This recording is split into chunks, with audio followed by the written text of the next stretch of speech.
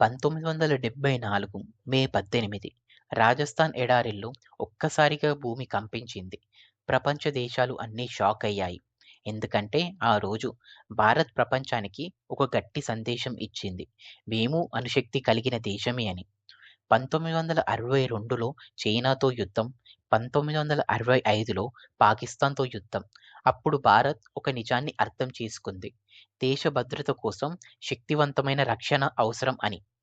ఇక 1971 యుద్ధంలో భారత్ విజయం సాధించినా, ప్రపంచ రాజకీయాల్లో అమెరికా, చైనా, సోవియట్ యూనియన్ వంటి అణుశక్తి దేశాల మధ్య భారత్ కూడా బలంగా నిలబడాలని ఒక ఆలోచన వచ్చింది. అప్పటి ప్రధానమంత్రి ఇందిరాగాంధీ ఒక గొప్పదైన మిషన్‌ను అనుమతి ఇచ్చారు. ఈ మిషన్ పేరు స్మైలింగ్ బుద్ధ. ఎందుకంటే పరీక్ష జరిగిన రోజు బుద్ధ పౌర్ణమి. ఈ ప్రాజెక్ట్‌ను పూర్తిగా రహస్యంగా నిర్వహించారు. ఎంత రహస్యం అంటే చాలామంది మంత్రులకు కూడా తెలియదు. అమెరికా గూఢచారి ఉపగ్రహాల్ని తప్పించుకునేందుకు రాత్రి వేళల్లో పనులు చేశారు. శాస్త్రవేత్తలు సైనికులుగా వేషాలు మార్చుకొని ప్రయాణించారు. ఈ పరీక్షకు నాయకత్వం వహించిన వాళ్ళలో భారత గొప్ప శాస్త్రవేత్త రాజా రమణ కూడా ఉన్నారు.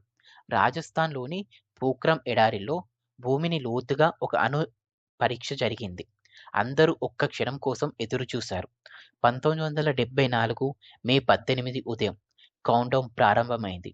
3, 2, 1 భూమ్! భూమి కంపించింది.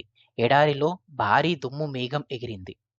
భారత్ తన తొలి విజయవంతమైన అణు పరీక్షను పూర్తి చేసింది. ఆ సందేశం వెంటనే ఢిల్లీకి చేరింది. అప్పుడు పంపిన code message 'the Buddha has smiled'. ఆ ఒక్క వాక్యం చరిత్రలో నిలిచిపోయింది. భారత్ ఇప్పుడు ప్రపంచంలోని అణుశక్తి దేశాల్లో ఒకటైంది. ఈ పరీక్షలో ప్రపంచ దేశాలు ఆశ్చర్యపరిచాయి. అమెరికా మరియు కొన్ని పాశ్చాత్య దేశాలు భారత్‌పై ఆంక్షలు విధించాయి. కానీ భారత్ వెనక్కి తగ్గలేదు. ఎందుకంటే ఇది యుద్ధ కోసం కాదు, దేశ భద్రత మరియు స్వాభిమానం కోసం చేసిన పరీక్ష అని భారత్ ప్రకటించింది. ఈ విజయం తర్వాత భారత శాస్త్రవేత్తపై ప్రపంచ గౌరవం మరింత పెరిగింది. ఇదే పరీక్ష తర్వాత కాలంలో 1998 పోఖ్రాన్-2 అణు పరీక్షలు కూడా పునాది వేసింది. రాజస్థాన్ ఎడారిలో జరిగిన ఆ రహస్య పేలుడు కేవలం ఒక అణు పరీక్ష కాదు. అది భారత ఆత్మవిశ్వాసానికి ప్రతీక.